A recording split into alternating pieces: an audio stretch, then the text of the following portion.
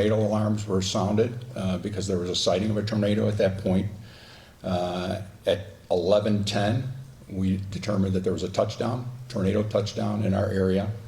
The tornado came from the west, kind of in the route of, after coming from Naperville, came into our area. Route 53 was probably about a 3-block width, and it traveled probably about 3 miles in total distance from from west to east. During that path, there was a lot of destruction, mostly of homes and some multifamily dwellings.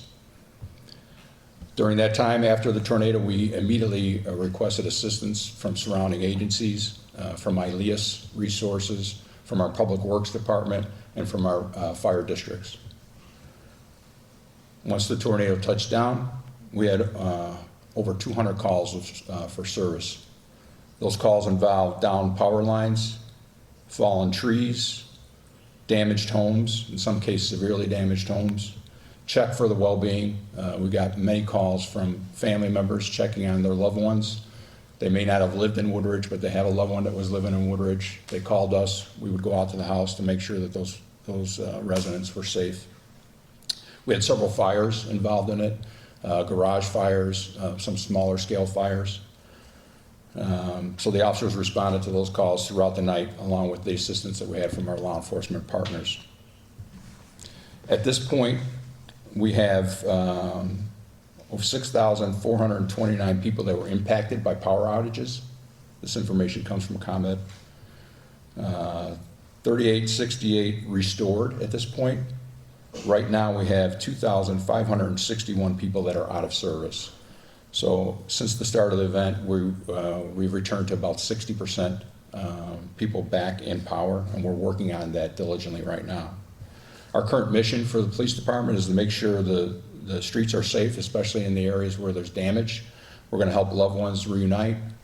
We're going to make sure we facilitate any assistance that our Public Works Department needs to remove trees, and ComEd as far as removing power lines, and as well as our fire department districts. The one thing I wanted to mention is that without the help of our law enforcement partners, including the surrounding agencies, we probably couldn't respond to this the way we managed to do it, including Public Works and the fire department. Fortunately for us, there was minimal injuries, and I'm going to turn it over to Lisle Woodridge Fire District Chief Keith Creston to talk about some of those circumstances.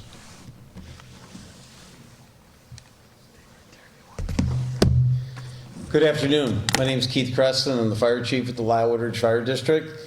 As Chief Cunningham stated, last night at approximately 11:13 p.m., the fire district was notified through our PSAP center, DUCOM, multiple incidents of power lines down, trees, large tree branches and such. During our initial operations of this incident, we responded to 97 calls, including, like the chief said, a couple of structure fires that relating to garages.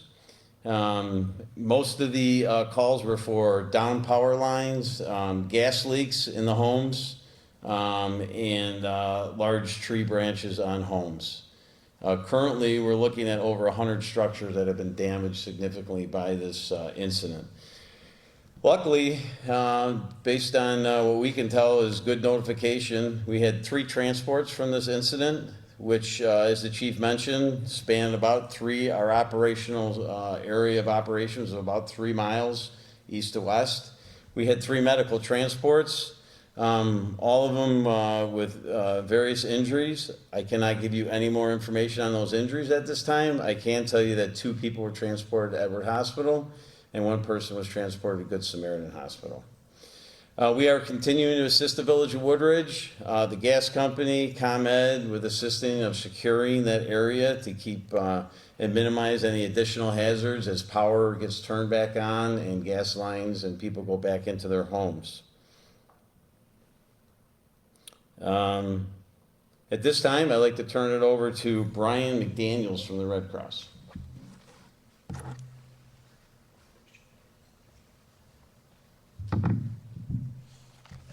Good afternoon, everyone. Thank you for coming today. My name is Brian McDaniel. I'm the Executive Director for the American Red Cross of the Illinois River Valley. We serve the Lisle Woodridge area as well. And so as the chiefs were both explaining, we began to monitor the situation as it was occurring last night with severe weather.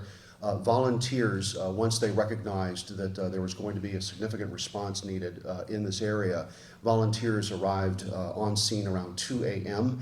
And we began to immediately set up a community resource intake center at Ranchview School. And I want to thank the Naperville School District for allowing us to use their facility. We are still there. Last night, we were able to support a number of families, 14 clients in all at this point. Took advantage of us initially. We provided what we call canteen service of snacks, water, food. We gave them a place to shelter for the evening.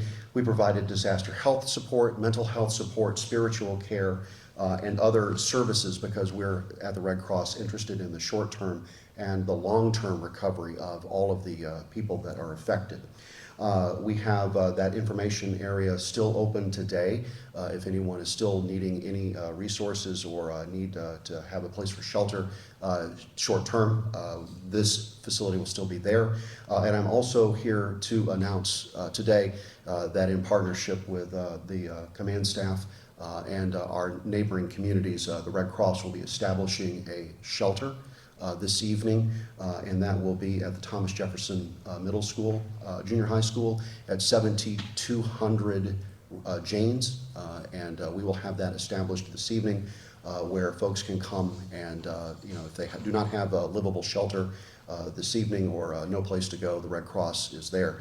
Our mission is to alleviate human suffering wherever we find it, and that is what we're going to do. And lastly, I would like to just acknowledge the partnerships that we have, not only with the Lisle Woodridge Fire Department, the Woodridge Police Department, Naperville Police Department, Mayor Cunningham. Without ongoing partnerships that we have, we would not be able to do the work we do. Thank you very much. And now, Mayor, I'll turn it over to Mayor Cunningham.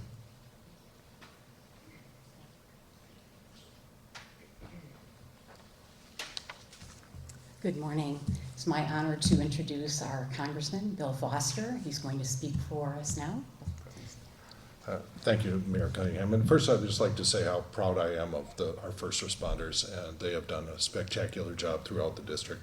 I represent the 11th District of Illinois, which contains pretty much the entire tract of this tornado from Naperville, Woodridge, and beyond. And one of the things this highlights is the importance of people paying attention to the emergency alerts for tornadoes. Throughout along the track of this storm, you see instances where homes have had their walls torn off, their roof torn off, and people who are able to get to the basement or to a safe central room were okay. And so far, we've had a few injuries, some severe injuries, but so far no loss of life. And it is crucial that people pay attention to their phones when you get those alerts. Thank you very much for being here today. I'm Mayor Gina Cunningham, proud mayor of the Village of Woodridge. Our community has been tremendously impacted.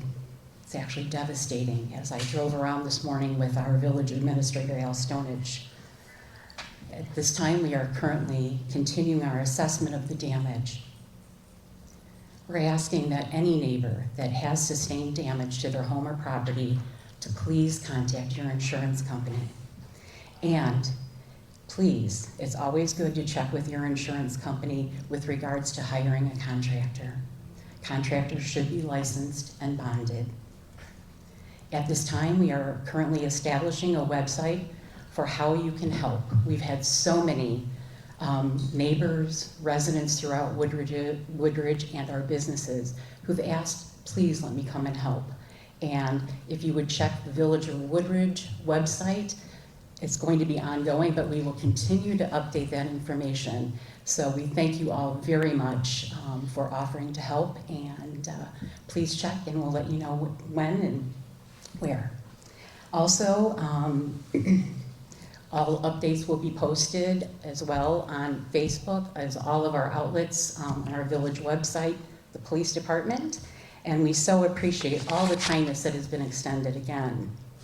We do want to say thank you, a special thanks to all of our neighboring communities who are here and have been here all day, evening. It has been tremendous, the outpouring of support. We thank our state and local government officials, our county representatives, and all of the neighboring communities and mayors that are right here in our community working today to help us. And as I said this morning, we spent quite a bit of time, our village administrator, Al Stonich, and myself, out visiting our neighbors. And I'm very moved because there are just not enough words of appreciation to share with you. Our neighbors have been through a lot, but each person was extremely kind as we just stopped over to see if they were doing okay. Their generous spirit in one of the most challenging of times throughout our community. We saw neighbors helping neighbors. I ask that we please continue in that spirit and help each other. I know that our entire village, the Village of Woodridge Village Board, have been so touched by the outpouring, and we do thank everyone. On behalf of the Village of Woodridge, which is a very kind and welcoming community, we thank you for being here today, and thank you for keeping us in your thoughts and prayers. Thank you. Stay safe, please.